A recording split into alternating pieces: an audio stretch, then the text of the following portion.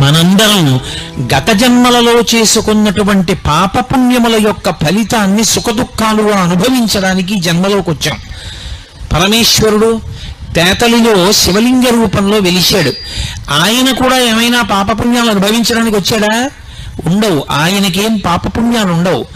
ఆయనకి ఏమీ లేకపోయినా మరి ఎందుకు వస్తాడు? మనని అనుగ్రహించడానికి వస్తాడు, మనని సేద తీర్చడానికి వస్తాడు, మనం భక్తితో ఆర్తితో వెళ్ళి చెప్పుకోవడానికి వస్తాడు. ఈ మాటకి అర్థం మీరు చాలా జాగ్రత్తగా పట్టుకోవాలి.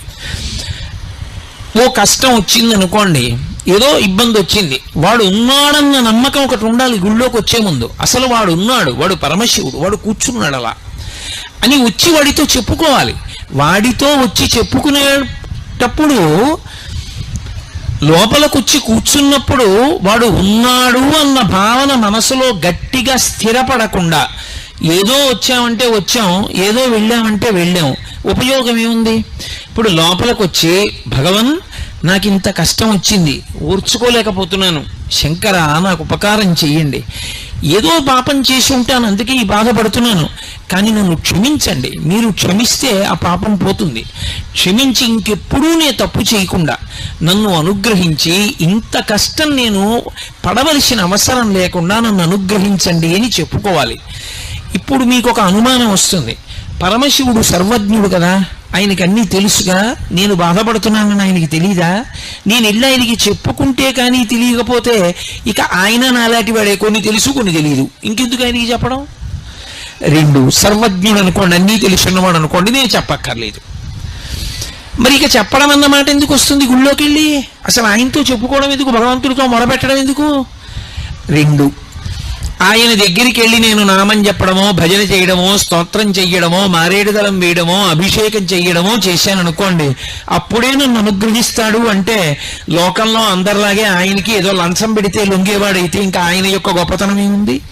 ఇంకెందుకు ఆయనకి పూజ చేయడం? కాదు. ఇది శివభక్తి అన్న మాటకి తాత్పర్యాన్ని అర్థం చేసుకోవాలి. ఎందుకు దేవాలయంలోకి వెళ్ళి చెప్పుకుంటామంటే చెప్పుకోకుండా ఉండలేక చెప్పుకుంటాం. ఆయనకి తెలియదని కాదు, కానీ చాలా కష్టంలో ఉన్నావు, రైల్లో ప్రయాణం చేస్తున్నావు, పక్కన ఎవరో కూర్చున్నాడు, ఏదో మాటలు కలిశాయి, ఏమంటే అలా ఉన్నారే మీరు నీరసంగా అని అడిగాడు. నీ కష్టం అంతా ఆయనకి చెప్పావు, ఆయన ఆరుస్తాడా తీరుస్తాడా?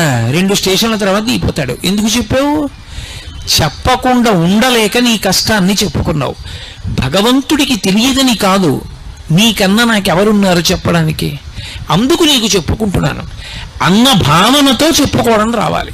అప్పుడు భగవంతుడితో అనుసంధానం అయ్యాడు భక్తుడు అని పిలుస్తారు తప్ప అసలు అదో శివలింగం అని వెళ్ళిపోయాడు అనుకోండి, ఎలా అనుసంధానం అవుతాడు? కాదు, ఆయన పరమేశ్వరుడు.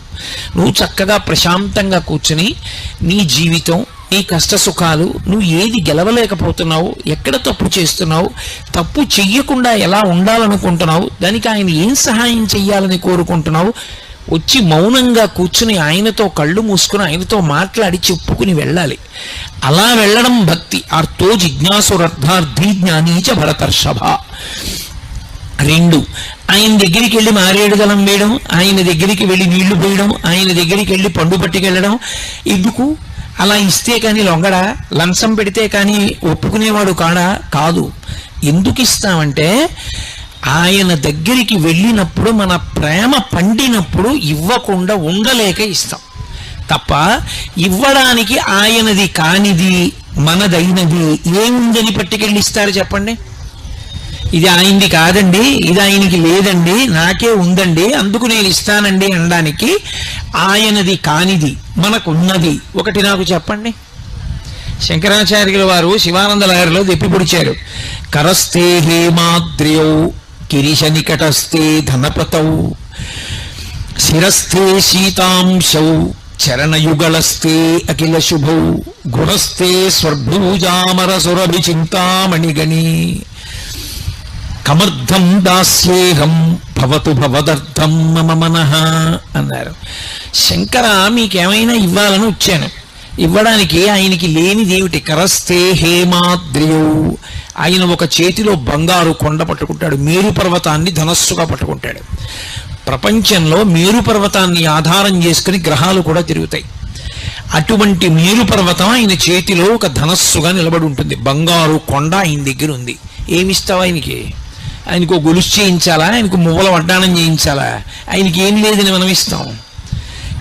గిరిశ నికటస్తే ధనపతవు. ఓ శివ, మీ దగ్గర నవనిధులకు అధిపతి అయినటువంటి కుబేరుడు ఇలా చేతులు కట్టుకుని నిలబడి ఉంటాడు.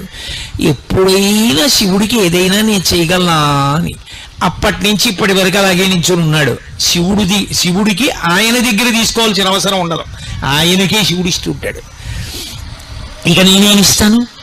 గిరిశ నికటస్తే ధనపతౌ శిరస్తే సీతాంశౌ. ఆయన తల మీద తదియనాటి చంద్రరేఖ ఉంటుంది. ఎందుకు చంద్రరేఖ? అందరిలా చక్కగా ఏదో మణో ఓ తురాయో పెట్టుకోకూడదు. ఏమిటి చంద్రరేఖ పెట్టుకోవడం ఎందుకు అంటే, చంద్రరేఖ దేనికి గుర్తు అంటే తరిగిపోతూ ఉన్నటువంటి కాలానికి గుర్తు. శుక్లపక్షంలో చంద్రరేఖలు పెరుగుతాయి, చంద్రకళలు. కృష్ణపక్షంలో తరుగుతాయి. చంద్రకళలు పెరుగుట, చంద్రకళలు తరుగుట అన్న తిథులలో కాలం వెళ్ళిపోతోంది. కాలము ముందు మనందరం పడిపోతున్నాం, కానీ వెళ్ళిపోతున్న కాలం అంతా ఆయనకు ఆభరణంగా నిలబడిపోయింది. అది చంద్రరేఖ. ఈ కాలమునందు పడిపోకుండా, కాలమునందు మళ్ళీ పుట్టవలసిన అవసరం లేకుండా, ఈసారి పడిపోవడం ఒక్కటే చిట్ట చివరిసారి పడిపోవడం, ఇక మళ్ళీ పుట్టవలసిన అవసరం ఉండదు. పుట్టి ఉన్నాం కాబట్టి ఇదే ఆఖరిసారి చనిపోవడం. ఇలా చెయ్యగలిగిన వాడెవడు? పరమశివుడు ఒక్కడే. అందుకే పుట్టడానికి కారణమైన మన్మధుణ్ణి కాలుస్తాడు, చావడానికి కారణమైన యముణ్ణి చంపుతాడు. ఈ రెండూ చెయ్యగలిగిన వాడు శివుడు ఒక్కడే. కాబట్టి శివ, మీరు చంద్రరేఖ పెట్టుకుంటారు అంటే ఎవరు మీ పాదములు పట్టుకున్నారో వాడు మళ్ళీ పుట్టవలసిన అవసరం ఉండదు.